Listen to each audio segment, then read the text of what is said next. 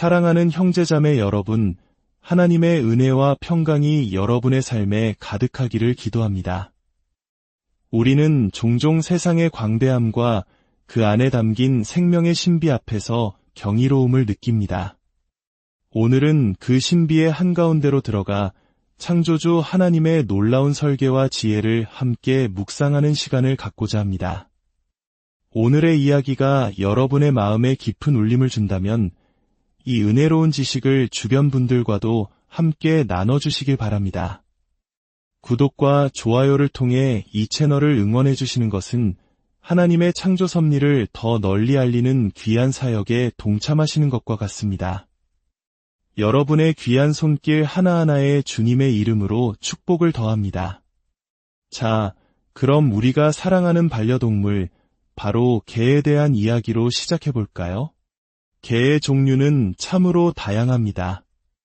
거대한 그레이트 데인부터 아주 작은 치와와까지, 늑대를 닮은 진돗개부터 곱슬거리는 털을 가진 푸들까지 그 모습은 천차만별입니다. 세상의 과학자들은 이 모든 개들이 야생의 늑대로부터 유래했다고 말합니다.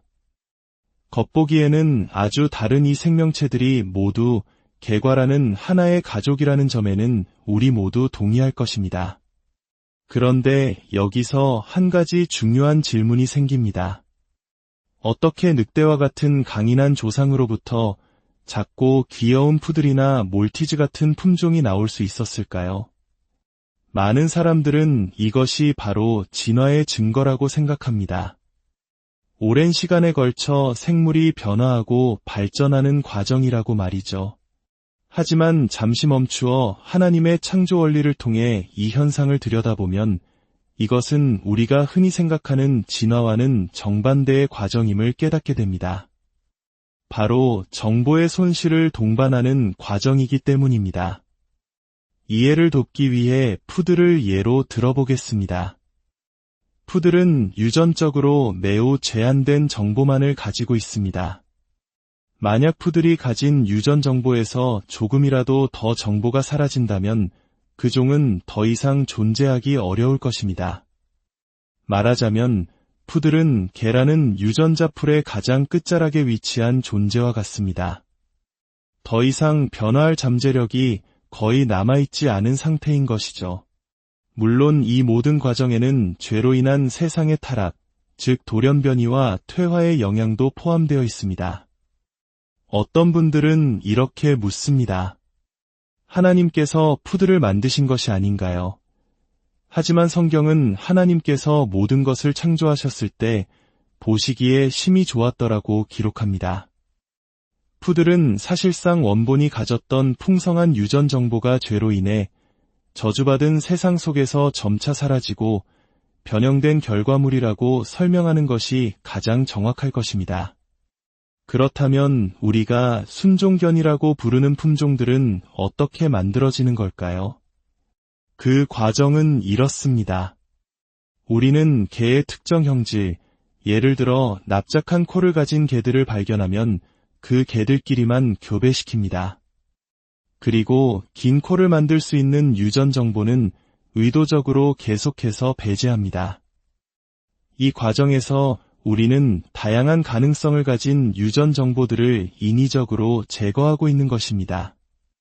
바로 이것이 순종견들이 왜 그토록 유전병에 취약하고 병원을 자주 찾게 되는지에 대한 설명이 됩니다. 특정 형질을 위해 유전적 다양성을 제거하는 과정에서 해로운 돌연변이들이 함께 농축되기 때문입니다. 결국 인간의 욕심으로 만들어진 연약한 돌연변이들이 동물병원의 주된 고객이 되는 셈입니다. 이제 자연선택과 적응이라는 개념에 대해 이야기해 보겠습니다. 학교 교과서에서는 이 개념들을 진화의 핵심적인 과정으로 가르칩니다. 그러나 창조의 관점에서 이 개념들을 올바르게 이해한다면 이 또한 진화와는 정반대의 현상임을 알 수 있습니다. 자연선택은 새로운 유전 정보를 만들어내는 과정이 결코 아닙니다. 오히려 기존에 존재하던 정보 중 일부를 제거하거나 특정 정보만을 보존하는 과정에 가깝습니다. 예를 들어보겠습니다. 태초에 하나님께서 창조하신 2마리의 개가 있었다고 상상해 봅시다. 이 개들은 짧은 털 유전자와 긴 털 유전자를 모두 가지고 있어 중간 길이의 털을 가졌습니다. 이 개들이 새끼를 낳으면 유전 법칙에 따라 짧은 털, 중간 털, 그리고 긴 털을 가진 자손들이 태어날 수 있습니다. 여기서 새로운 정보가 생겨났나요? 아닙니다. 부모가 이미 가지고 있던 정보가 새롭게 조합되었을 뿐입니다. 오히려 짧은 털을 가진 개는 긴 털을 만들 수 있는 L 유전자를 잃어버렸고, 긴 털을 가진 개는 짧은 털을 만들 수 있는 S 유전자를 잃어버렸습니다. 정보의 양으로만 본다면 부모 세대보다 오히려 유전적 다양성이 줄어든 것입니다. 이것은 새로운 정보가 계속해서 더해져야 하는 진화론의 주장과는 명백히 반대되는 현상입니다. 이제 이 개들이 흩어져 각기 다른 환경으로 갔다고 생각해 봅시다. 추운 기후로 이동한 무리에서는 짧은 털과 중간 털을 가진 개들이 추위를 이기지 못하고 도태될 것입니다. 결국 긴 털 유전자를 가진 개들만 살아남게 되고 그 후손들은 오직 긴 털을 가진 개들만 낳게 됩니다. 반대로 더운 기후로 간 무리에서는 긴 털을 가진 개들이 더위를 견디지 못하고 사라져 짧은 털 유전자를 가진 개들만 번성하게 될 것입니다. 이처럼 자연 선택은 환경에 적합하지 않은 유전 정보를 가진 개체들을 걸러내는 역할을 할 뿐 새로운 털의 종류나 새로운 기능을 만들어내지 못합니다. 이것은 정보의 손실을 통해 특정 환경에 특화되는 과정이며 정보가 무에서부터 생겨나야 하는 진화와는 근본적으로 다른 길을 걷고 있습니다. 이 모든 것은 우리를 노아의 방주 이야기로 이끕니다. 약 4300년 전 노아는 방주에 이 세상의 모든 동물을 실을 필요가 없었습니다. 하나님께서는 각 종류대로 단 2마리씩만 방주에 태우라고 명하셨습니다. 개 종류 2마리, 고양이 종류 2마리처럼 말입니다. 왜냐하면 하나님께서는 그 원본 종류 안에 오늘날 우리가 보는 늑대, 코요테, 여우, 그리고 수백 가지의 개 품종을 만들어낼 수 있는 모든 유전 정보를 이미 풍성하게 담아두셨기 때문입니다. 방주에서 나온 동물들이 온 땅으로 흩어지면서 각기 다른 환경에 적응하고 유전 정보가 재조합되고 일부는 소실되는 과정을 통해 오늘날 우리가 보는 다양한 종으로 분화된 것입니다. 코끼리도 마찬가지입니다.